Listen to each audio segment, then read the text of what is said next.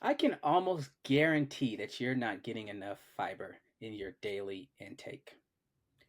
How much fiber do we need? Hey everyone, this is Aaron and Juwon, and you're listening to Wellness for Real People. This show is for people who are on the go, busy, and looking for ways to live their best lives. We focus on wellness topics in mindfulness, exercise, diet, and sleep, and share quick, actionable tactics to improve your health and wellness. We're not perfect, but we're trying to get a little better each day. Let's grow on this journey together. Well, we're going to talk about that today. We are back with another episode of Wellness for Real People. My name's Juwon, here with my co host Aaron. And today we're discussing an article from UCLA Health. It's a fascinating article. It's titled, Is Fibermaxxing a Sound Nutritional Trend? So you may have seen the term fibermaxxing popping up, in the universe as of late. It's kind of a hip, trendy term on social media. Everybody, I don't know why we have to take everything to the max, The but max. Everything is maxing. yeah. But I thought this was a really interesting entryway into this, sometimes maybe a boring discussion or topic, but something that's really, really impactful and important.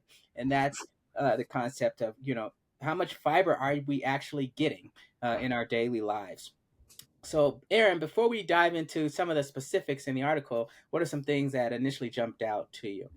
Yeah, you're probably going to say this, but maybe I'll call it out first so we can keep going. But the Department of Health and Human Services says more than 90% of women and 97% of men don't meet the recommended daily intake for dietary fiber.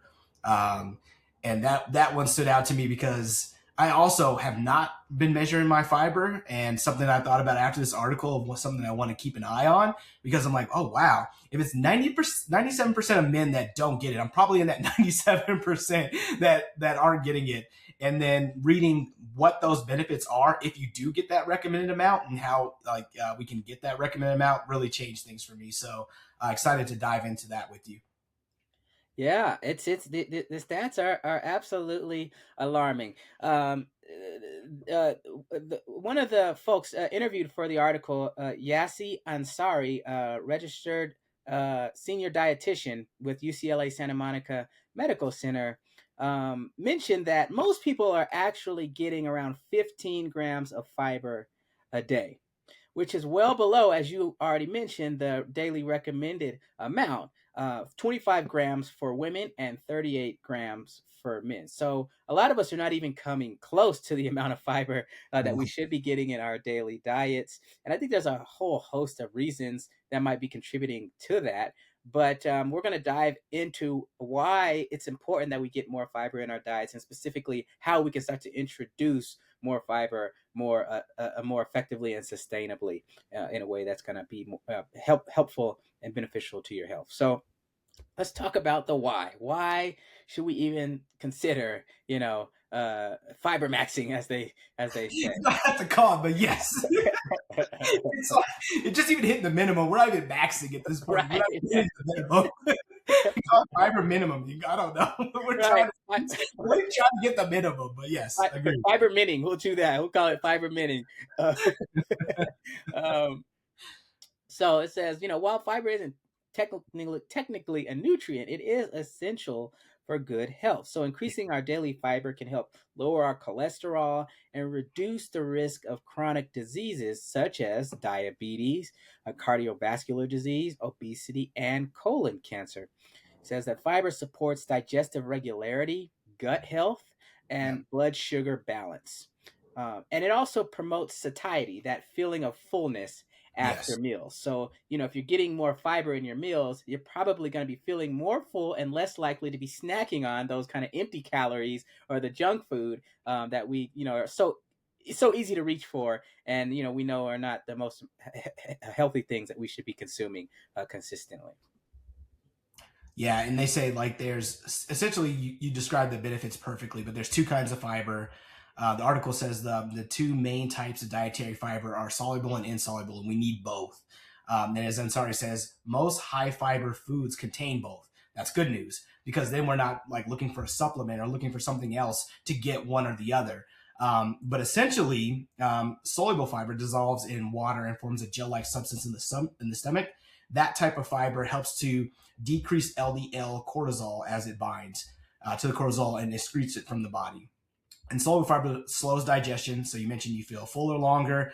It also helps to feed bacteria, compromising the gut microbiome. We talked about gut health in previous episodes, so please check those out. But super important to your overall health and how you feel, and generally what makes you function, and the difference between you feeling full and energized and feeling empty and feeling like you're seeking something or feeling like you're depleted. So really important. Soluble fiber can be found in foods such as oats, beans, seeds, apples, carrots, and psyllium husk. Foods containing insoluble fiber include whole wheat, brown rice, nuts, seeds, and many vegetables such as cauliflower, green beans, and potatoes. As you know, many of your typical meals or things that you might find even if you're eating out contain these things. So seeking them out is critical. And a lot, when we think about bad stuff too, like not to be negative, but when we think about bad stuff, a lot of fast foods and places you go to get a quick fix don't contain those things. So while you might have gotten satisfied because you ate a bunch of this and that, it does not contain the fiber necessary for you to really realize that benefit in either of those categories. Yeah, no, great point. Yeah, a lot of the tasty treats and snacks and convenient foods, like you said, are stripped of those nutrients, do not have the fiber. And I don't want to get too in the conspiracy. Yeah, we don't have to go too far. but one could say, hey, maybe there's an incentive to do that in some cases, so that people do not feel full and they want to consume more of these kinds of things, right? So they buy more of the product, right? There's a financial incentive, is what you're saying. For some of those, we're not going to name names, but some of those companies have an incentive to keep you coming back. Exactly. Yeah. We're not about demonizing any one thing. No, of course across the board, but it's about making mindful choices. Doing things in moderation, I think, is really, really important. One thing I just wanted to jump back up on and clarify. I think you mentioned that soluble fiber that decreases LDL. I think you said LDL, like cortisol. Just to clarify, I know you meant to say it helps decrease LDL cholesterol. Sorry, that's my cholesterol. No worries. But I just didn't want folks who are listening or watching to think. Yeah. But we're good. Yeah. So like you said, there's a plethora of options to choose from in terms of foods that contain good amounts of fiber for us. And so that's a good thing, because I get bored very quickly eating the same thing over and over and over again. So I need that variety to kind of keep me on track. Let's talk about how to increase our daily fiber intake. There's some really practical tips in here that I think are well worth sharing.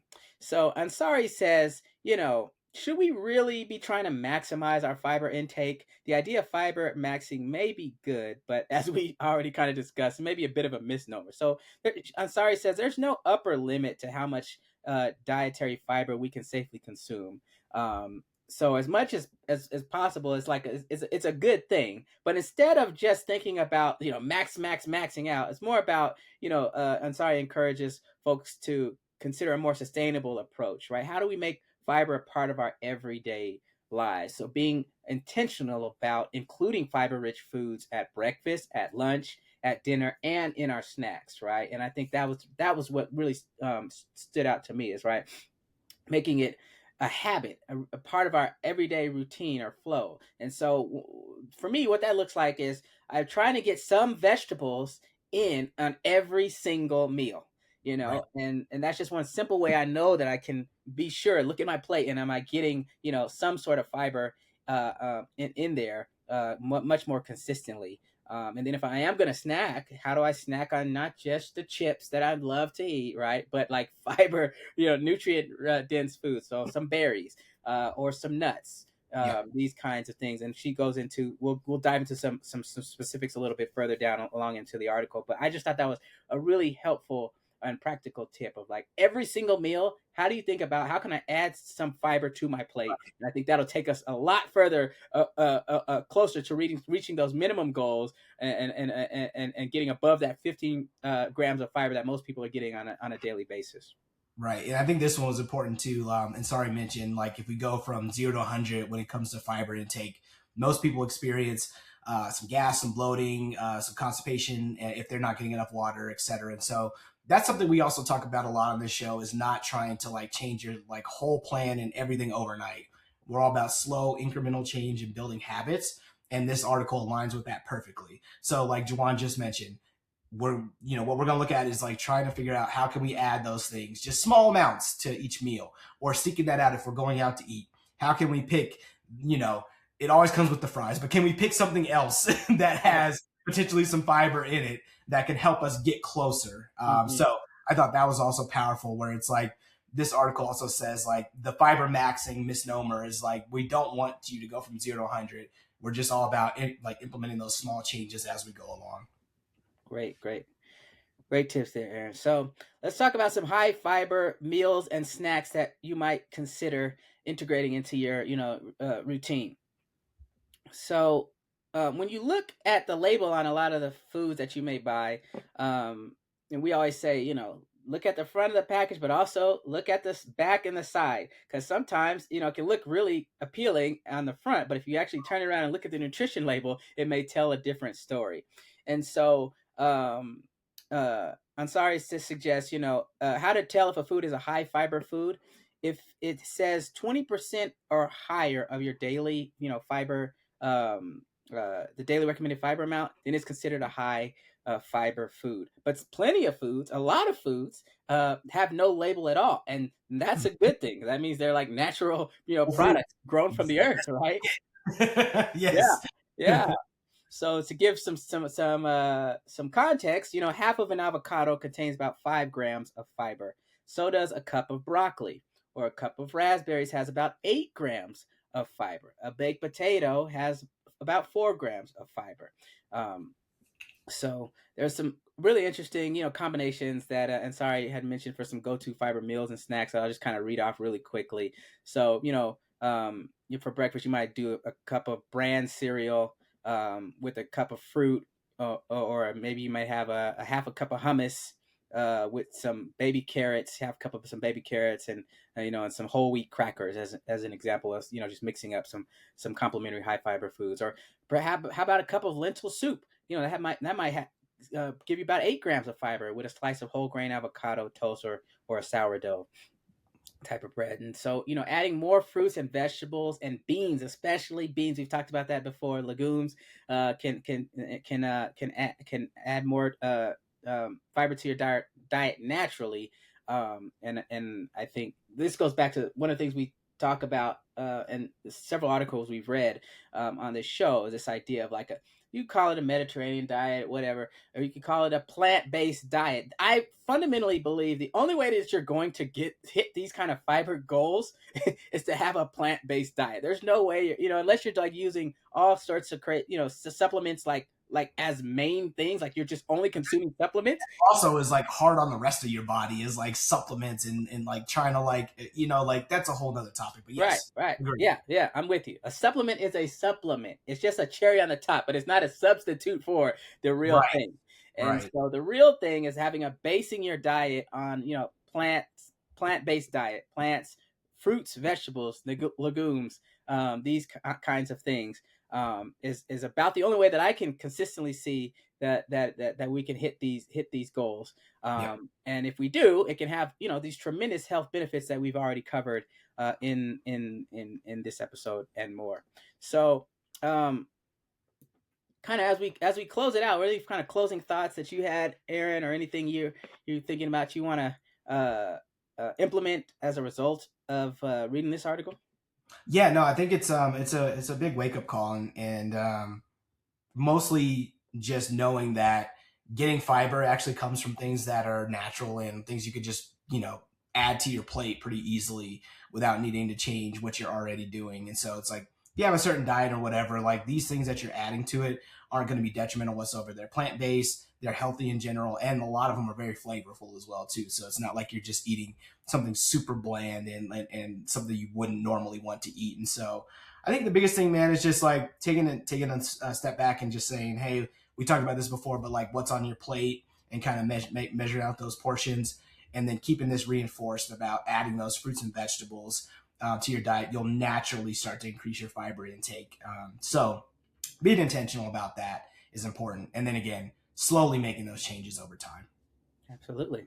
Yeah. So that's a great way to close it out. Thank you for joining us for another episode of Wellness for Real People. We'll be back soon. In the meantime, take care.